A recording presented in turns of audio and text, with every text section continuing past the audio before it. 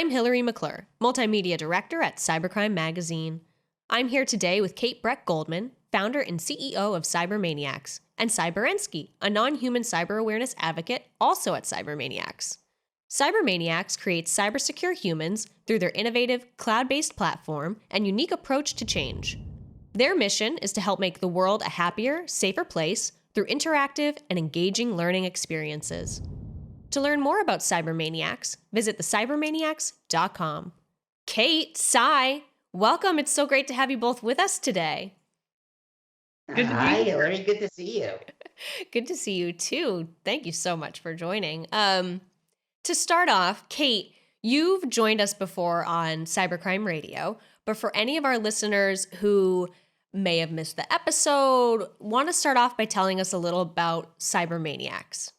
Yeah, thank you. It's so super to be back. The Cybermaniacs are all about just awesome, lovable awareness. We're out to create cybersecure humans, and we do this through creative and engaging content, using positive and even scientific approaches to human behavioral change. So I guess it's all about using these different modern learning content styles. And we deliver it through a platform where we have a learning experience, or we also deliver content services, both to companies big and small. Awesome. And Cy, I introduced you as a non-human cyber awareness advocate at Cybermaniacs, but perhaps that's not the best title for you. Tell us a little bit about yourself, your role, and how you got involved with Cybermaniacs. Sure thing. Well, thanks, Hillary. I'm a Sagittarius. I like pina coladas and getting caught in the rain. Actually, I was drinking a pina colada the first time I met Kate. We were at a cybersecurity event, and she was talking about zero trust. Yeah. And we instantly hit it off. And Kate originally brought me on board to proofread her tweets. But after that, I worked my way up the company, and I guess now I'm the face, or I guess I'm sort of one of the faces of the company. I'm like Kate's right-hand fuzzball. That's wonderful. Well, congratulations for working your way up the corporate ladder. That's really impressive, and just so happy for you in your newer right-hand man role. So great. Now that we are all properly introduced, I'd like for us to segue our conversation into a discussion about digital burnout. So we're hearing more and more about how the shift to working from home during the pandemic is starting to wear on folks, since they're virtually available 24/7 via their devices. And this is most likely exacerbated for cybersecurity just by nature of the work and responsibilities of the industry. It's been over a year now that we've been doing this, working from home. So Kate, what are you hearing from folks? Well, we've been hearing exactly that. I mean, digital burnout was already a thing, before 2019, 2020 even happened. And I think the COVID situation, the pandemic situation, the switch to remote work, it just lit it on fire. So, with the no separation between work and home for many people out there, and there are a lot of worries still about job security and, the economy turning and how this is all going to go. So I think in the cyber industry in particular, for all of our frontline, information security heroes, it's been nonstop for well over a year now. So we think about like how you actually have to address it as a company. There's many different levels that companies are going to have to look at in order to see how their employees are actually doing in this area. Right. That makes a lot of sense. And so what are some of the signs of digital burnout, and why does it happen? When we talk about this in terms of the COVID pandemic and what companies and people have been dealing with for over a year now, there are different layers to it, and there's different elements to it that we have to discuss, which is the continuation of long-term stress. You have to play into the fact that we're all adjusting to this remote working, trying to do it differently. Some are hoping to go back to the office. I know some people are like, this is great, I never want to leave. So I think it just kind of depends on who you are as a person. So I think the signs of burnout are different in every person, but it does, start to look like a shortened attention span. it might look like not wanting to engage or not participating in as many social calls or not joining those silly team meetings that, so many people are putting on right now, which I think is actually a real positive. And this is the challenge of how do you recognize digital burnout in your staff or just your team when you yourself might be burnt out or working virtually long term. And how about at the company level? I'm sure this impacts a company's productivity, the culture, the bottom line, et cetera, overall cybersecurity risk as well. Yeah, absolutely. I mean, this is the thing. This is a really interesting thing. And we've really been considering this and trying to create content that touches on some of these tips and tricks around how to get employees thinking, feeling better, being happier at work, even if they're in a remote work situation. So I know in cyber, we're like, stay vigilant, 24/7 alerts, hey, make sure you're always watching. And those were a lot of the old messages around cyber awareness. And I think they have to change because I think don't let your guard down is being met with apathy because people are tired. So it is just about finding that light at the end of the tunnel and moving things forward, but it definitely affects your security posture. You want people to recognize the threats and you want them to take the correct actions to protect the company. And if your employees are disengaged, burnt out, tired, disaffected, worried about their job, worried about their family, absolutely they're going to be a target for cyber criminals. So the two are definitely hand in hand. It needs to be looked at. Absolutely. And Sai, moving to you, how have you Hmm. been how have you been doing? I mean, have you been experiencing any digital burnout yourself? No, thanks for asking, Hillary. Well, I'm trying to keep a good attitude, but I'll be honest with you, I'm an extrovert. And this year's been really hard on me. You understand, you've got a blog called The Antisocial Extrovert. So, I guess I you're a bit do. conflicted too. Yeah. So, this year's been a lot, right? The brain fog, the lack of motivation, the lack of focus. For me, some of it's just physical. Kate mentioned earlier, to the point where I just can't look at a screen any longer. Even with the sunglasses, these are actually blue lenses. Oh, Um, good. but sometimes if you work at a window, you can have a look out in the distance. That's quite good to sort of focus your eyes. And my ultimate frisbee team hasn't been able to meet up. And I'm, starting to fill out a little bit. Oh no. Well, hopefully Ultimate Frisbee will be back on in some kind of socially distanced way soon now that we're warming up in summer. Um, Exactly. it's funny that you mentioned my blog. I'm glad that you did a little research, Sai. That's impressive. Hell yeah.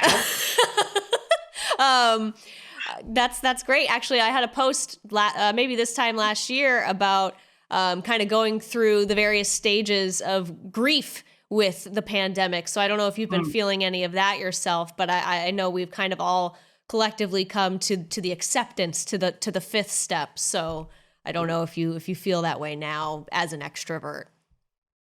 Yeah, that could have been me that sent that. Awesome. And Kate, for listeners who are managers, leaders, we have a great audience of CISOs. What should they be looking out for on their teams regarding digital burnout? So I think on, for InfoSec professionals, for CISOs, I mean, you guys are at the front line. You know what it's like to wake up in the middle of the night, answer all sorts of calls, dive in as things are hitting the network and hitting your company. But I think in this particular case of digital burnout, it does take the manager reaching out, or it does take coworkers reaching out to just talk about it and proactively engage. And it sounds a little bit like, softy HR, but picking up the phone, even making it not a video call, Mm. right? Giving, just having a chat, checking in.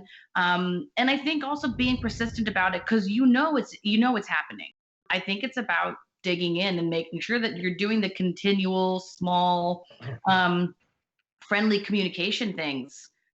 Even just I've seen a lot of companies just giving days off and saying, actually, in your day off, you're not allowed to log Mm. in. You're not allowed to use a screen. So go take a walk in nature. Go look at some green stuff because green is the most relaxing color for your eyes, right? So go out, take a walk, enjoy a day with your family. And I think even those small things that we're doing can help, stave off the worst parts of burnout.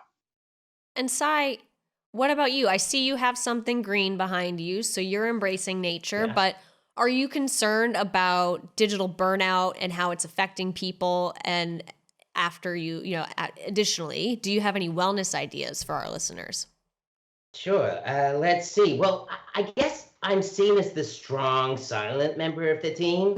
But I have to say, I'm not just concerned about digital burnout. I'm afflicted. I'm Mm. agitated. I'm distraught. I'm jittery. I'm Hi, perturbed. are you reading from the thesaurus again? What's I, I, I, sorry, I think you cut out there for a second. But yeah, let me get back to it. Anyway, tips. Oh, so you mentioned the plant. Yeah, it's really important to get into nature and perhaps sometimes take some lunchtime walks. I Mm. found those very useful. You can improve your focus with monotasking instead of multitasking. Mm. I don't know if you've heard of that concept. I've embraced that Is myself. that a trademarked term of yours? Did you trademark that? Monotasking. Yeah. I'm trying to trademark it at the moment. Okay. We'll see if I succeed. Monotasking, but that's really useful because we always try and multitask, but actually just being able to focus on one thing at once. Yeah, I think it's a good muscle to remember to practice. And learning to say no. I was finding that hard, so my shrink taught me this thing called the positive no. It kind of goes like this. When someone asks you to do something which you can't really take on, first you show your appreciation for the request. And then number two, you tell them your current priorities and why it's important to you. And then you explain why, because of your priorities, you can't take on their request. But finally, to sort of keep the relationship with them like positive, can you make a helpful suggestion which doesn't distract from your priorities? Maybe we could role play it. Kate, ask me something. Okay. Cy, Hmm? can you organize company game night?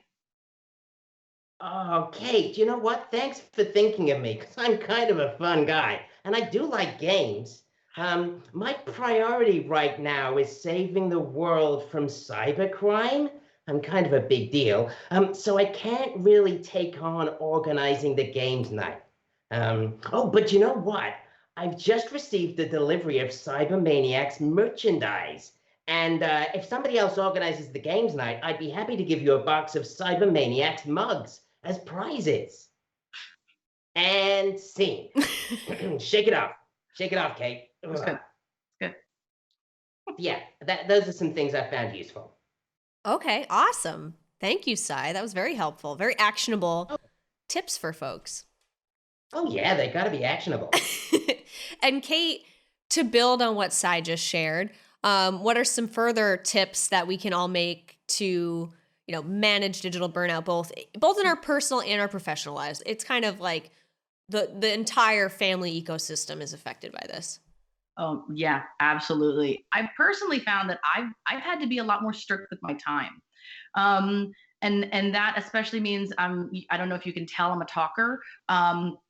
So I don't mind an hour meeting or a 90-minute meeting. I am the kind of person who can just, have a good, chin wag for quite a time. But I've had to be more strict, especially in the Zoom and the virtual meetings, because that back-to-back really does happen for many people. And it can go straight into the evening, into dinner time, or I can start the day really early dealing with international calls. So we've really been strict as a company trying to set 40-minute meetings, because I just find 30 minutes usually isn't enough for the kind of topics we're trying to dig into. But if I let it go 50 minutes, then it always goes 60 and it always overruns. So we stick to 40-minute meeting slots that we have kind of automatically set up in our Google calendars. And then we make sure we don't go back to back all day. So if we end at 40 minutes, you have 10 minutes to kind of refresh, do your thing, set up for the next meeting, and you have 10 minutes to take a break and really actually walk around your backyard or walk down the street, a couple of times, or even go to do, as I said, a quick lunchtime park run. So getting up, moving away, and being strict about that is probably the best thing, because otherwise we do get sucked in. And I think you can use things like those programs that will shut off websites for you. So you're not allowed to visit them during certain hours. Because what we'll do is we'll say, oh, I'll just check the Twitter feed, or, oh, I'll just log on to Facebook, because we see that as a relaxing thing. Like, I'm not working, I'm just checking social media, I'm seeing what's going on. but you're still on a screen and you're still sitting down. So limiting that kind of thing, saying I'm going to give myself a different reward, or I'm going to give myself a different relaxation that doesn't involve this room, that doesn't involve a screen or my phone, that involves just having a cup of coffee on your front stoop. All those things are really important to be able to keep this pace up long term. So those are the things I would recommend. Okay, awesome. And I was going to ask you about diversifying digital engagement and keeping things fresh, but I feel like you covered that pretty well. But if there was anything else that you wanted to add, feel free. Well, I just think, again, it's be creative and ask your team for ideas, because I think that there are tons of different ways, whether it's online trivia challenges or bringing in an entertainer, the importance of memes. And I think in it's funny that now that we're in virtual so much, I'm finding the physical more fun.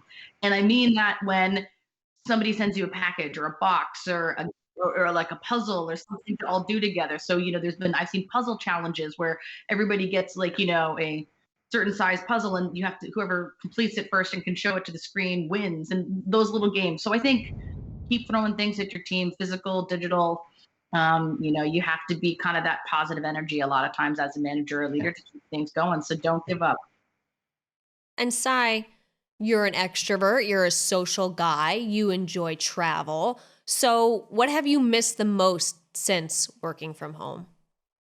Oh, wow. I know that's a heavy question. That's a heavy. Can I be real with you, Hillary? Of course, please. Can I be real? Yeah. I live alone. It can get a little lonely. Yeah. I missed all my coworkers. Wanda Proxy, Mo Cypher, the professor. So at Cybermaniacs, we're really just trying to, love each other as a team, appreciate one another. And speaking of love each other as a team, have you been having any Zoom happy hours with human and non-human friends? I know you just mentioned your non-human friends, but have you been doing any of that to keep in touch? Yeah, I'm really enjoying the virtual happy hour that we've had. Occasionally we get a magician. Ooh. Yeah. And this one time we tried Zumba and mindful pizza dough making. That's probably like, were you like kneading the dough, like, and kind of meditating as you, okay. Like Kate was saying, it's like physical. Yeah. Very cool. Yeah. It's hard to get out of the fur sometimes. Oh, that's true. That's true. I threw it up in the air and it took me ages to get it out of my hair. That was embarrassing. Well, your hair looks good now. Oh, thanks. Yeah, you're welcome. You're nice too. Oh, thank you.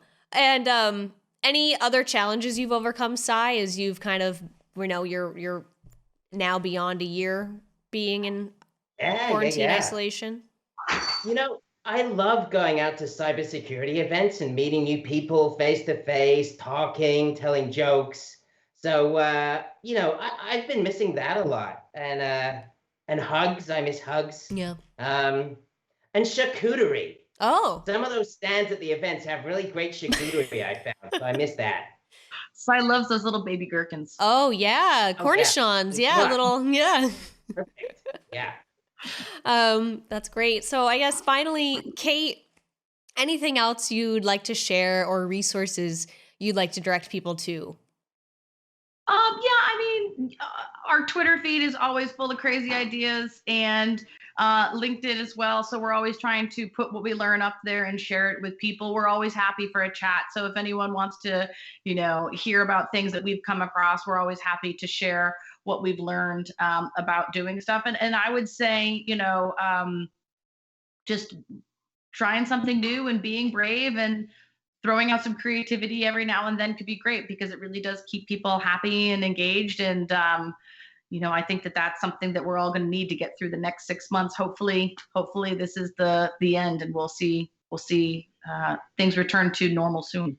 Yes, agreed. And Cy, how about you? Any final words of wisdom or encouragement? You're such a sage. I am a sage.